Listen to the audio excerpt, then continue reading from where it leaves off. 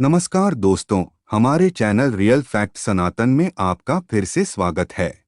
जिस तरह स्त्री और पुरुष एक समाज में रहते हैं, उसी तरह इस दुनिया में किन्नरों का भी एक समाज है। मनुष्य जाति की तरह ही किन्नरों में भी दो प्रकार होते हैं, एक किन्न पुरुष और दूसरी किन्नरी। इसे भी किन्न पुरुष ही कहा जाता है। मनुष्य जाति में हम सब जानते हैं कि स्त्री और पुरुष होते हैं। उनके जन्म की बात को भी हम जानते हैं कि कैसे होती है, लेकिन किन्नरों की उत्पत्ति कब और कैसे हुई, इसे हम में से बहुत ही कम लोग जानते हैं। तो चलिए आज हम चर्चा करते हैं किन्नर समाज के इतिहास की कि कैसे हुई किन्नरों की उत्पत्ति। बहुत पहले प्रजापति के यहाँ एक इल नाम का पुत्र था। बड़ा होकर यही इल बड़ा ही धर्मात्मा राजा बना। कहते हैं राजा इल को शिकार खेलने का बड़ा शौक था। इसी शौक के कारण राजा इल अपने कुछ सैनिकों के साथ शिकार करने एक वन को गए। जंगल में राजा ने कई जानवरों का शिकार किया, लेकिन इसके बाद भी उनका मन नहीं भरा। वो और शिकार करना चाहते थे। इसी चाहत में वो जंगल में आगे बढ़ते चले गए और उस पर्वत पर पहुंच गए जहां भगवान शिव माता पार्वती के साथ विहार कर रहे थे। कहते हैं भगवान शिव ने माता पार्वती को खुश करने के लिए खुद को स्त्री बना लिया था। जिस समय भगवान शिव ने स्त्री रूप धारण किया था, उस समय जंगल में जितने जीव जंतु पेड़ पौधे थे सब स्त्री बन गए। चूँकि राजा इल भी उसी जंगल में मौजूद थे, सो राजा इल भी स्त्री बन गए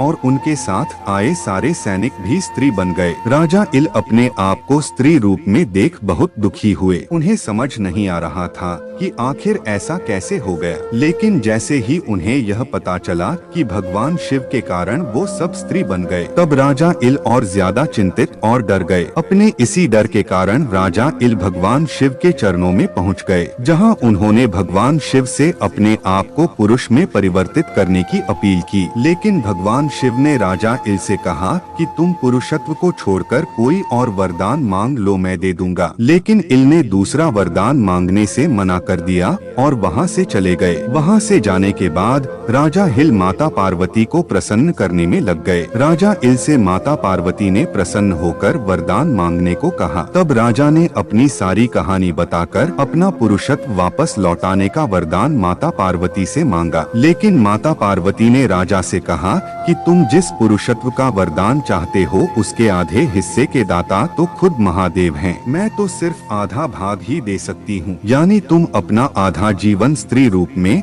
और आधा जीवन पुरुष के रूप में व्यतीत कर सकते हो। आथा तुम कब स्त्री रूप में और कब पुरुष रूप में रहना चाहते हो, यह सोचकर मुझे बता दो। तब राजा ने काफी सोचकर माता पार्वती से कहा कि हे माँ, मैं 1 महीने स्त्री के रूप में और 1 महीने पुरुष के रूप में रहना चाहता हूँ। इस पर माता पार्वती ने तथास्तु कहते हुए राजा इल से ये भी कहा कि जब तुम पुरुष के रूप में रहोगे तो तुम्हें अपना स्त्री रूप नहीं याद रहेगा, और जब तुम अपने स्त्री रूप में रहोगे तो तुम्हें अपने पुरुष रूप का कुछ याद नहीं रहेगा। इस तरह राजा इल माता पार्वती से 1 महीने पुरुष इल और 1 महीने स्त्री इला के रूप में रहने का वरदान प्राप्त कर लिए। परंतु राजा के सारे सैनिक स्त्री रूप में ही रह गए। कहते हैं वो सारे सैनिक एक दिन स्त्री इला के साथ वन में घूमते घूमते चंद्रमा के पुत्र महात्मा बुद्ध के आश्रम में पहुंच गए। तब चंद्रमा के पुत्र महात्मा बुद्ध ने इन स्त्री रूपी सैनिकों से कहा कि तुम सब किन्न पुरुषी इसी पर्वत पर अपना निवास स्थान बना लो, आगे चलकर तुम सब किन्न पुरुष पतियों को प्राप्त करोगे। इस तरह से हुई किन्नरों की उत्पत्ति। प्रियो मित्रों, आपको हमारी आज की ये वीडियो कैसी लगी नीचे कमेंट करके जरूर बताएं, और ऐसी ही आध्यात्मिक और धार्मिक जानकारी के लिए सब्सक्राइब करें हमारा YouTube चैनल रियल फैक्ट सनातन।